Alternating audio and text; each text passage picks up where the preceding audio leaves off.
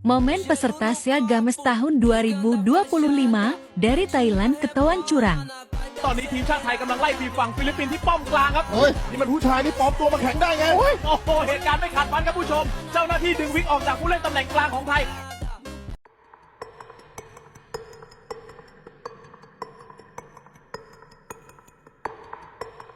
I don't ever slow up, no I don't take shit. I got no love for the fakeness. If you wanna play tough and wanna hate this, I'll always show up. SEA Games 2025. Ketika Garuda datang bukan untuk ribut, tapi untuk menghancurkan mitos. SEA Games 2025 sejatinya bukan sekedar ajang olahraga 2 tahunan Asia Tenggara. Tahun ini, event ini berubah wajah. Bukan cuma tentang medali dan podium, tapi tentang drama, kontroversi, dan tensi yang terasa panas bahkan sebelum pertandingan pertama dimulai. Mulai dari keputusan wasit yang mengundang tanda tanya, jadwal yang dianggap berat sebelah, kericuhan di beberapa cabang bela diri, pengusiran ofisial, hingga skandal di cabang e-sports, semuanya bercampur jadi satu. SEA Games 2025 seperti panggung besar yang ribut, gaduh, penuh intrik, dan syarat tekanan, terutama bagi tim-tim tamu. Banyak yang datang dengan rasa was-was, banyak yang merasa tidak benar-benar disambut. Dan di tengah atmosfer seperti itu, sebagian besar tim memilih bereaksi. Ada yang protes, ada yang ribut, ada yang terpancing emosi. Tapi tidak dengan Indonesia. Indonesia memilih jalan yang berbeda, jalan yang sunyi, tenang, tapi mematikan. Bukan dengan teriakan, bukan dengan drama, tapi dengan prestasi. Hingga update terbaru, 91 medali emas berhasil dikumpulkan. Sebuah angka yang bukan sekedar statistik, tapi pernyataan sikap. Karena dalam panggung yang berisik, justru mereka yang tenang seringkali menjadi ancaman paling berbahaya. Dan di antara semua cerita emas itu, ada satu kisah yang paling mengguncang Asia Tenggara. Kisah tentang futsal putra Indonesia, kisah tentang runtuhnya sebuah dominasi, kisah tentang raja yang tumbang di rumahnya sendiri. Untuk memahami betapa besarnya momen ini, kita harus sepakat pada satu hal. SEA Games 2025 bukan turnamen yang ramah bagi tim tamu. Tekanan tuan rumah terasa di mana-mana. Sorotan media lokal, atmosfer tribun, ekspektasi publik, bahkan narasi besar yang sejak awal sudah dibangun. Thailand akan kembali berjaya, terutama di futsal, cabang olahraga yang selama ini nyaris menjadi properti pribadi Thailand. 5 edisi SEA Games sebelumnya, emas futsal putra selalu jatuh ke tangan mereka. Thailand bukan cuma raja ASEAN, mereka adalah tim langganan Piala Dunia, berpengalaman, matang, dan terbiasa menang. Maka tidak heran jika banyak orang datang ke SEA Games 2025 dengan asumsi sederhana. Ya, paling Thailand juara lagi. Pertanyaannya cuma satu, siapa yang cukup berani untuk merusak pesta itu? Dan jawabannya datang dari Indonesia. Masalah terbesar Thailand bukan pada kualitas pemain, bukan juga pada strategi, tapi pada satu kesalahan fatal. Mereka mengira Indonesia masih tim yang sama seperti bertahun-tahun lalu. Mereka lupa satu hal penting, Indonesia sudah memberi peringatan. Di FFA Futsal 2024, Indonesia mengalahkan Thailand di final.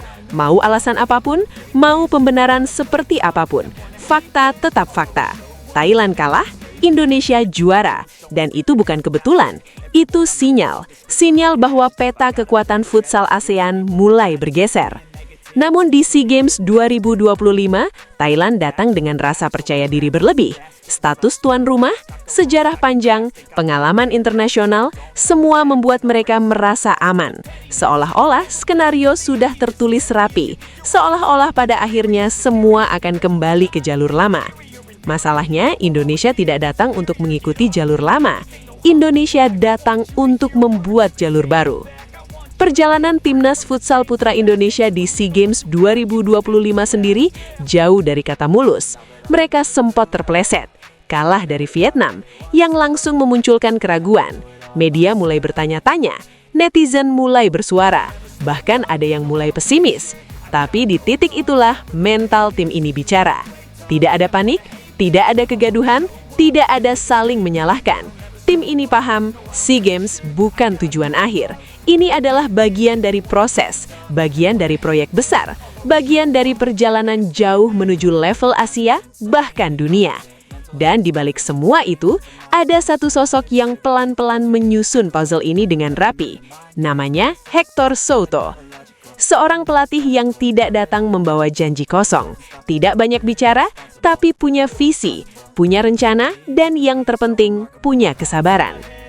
Final Futsal Putra SEA Games 2025 digelar di Nonthaburi Sports Complex, kandang Thailand.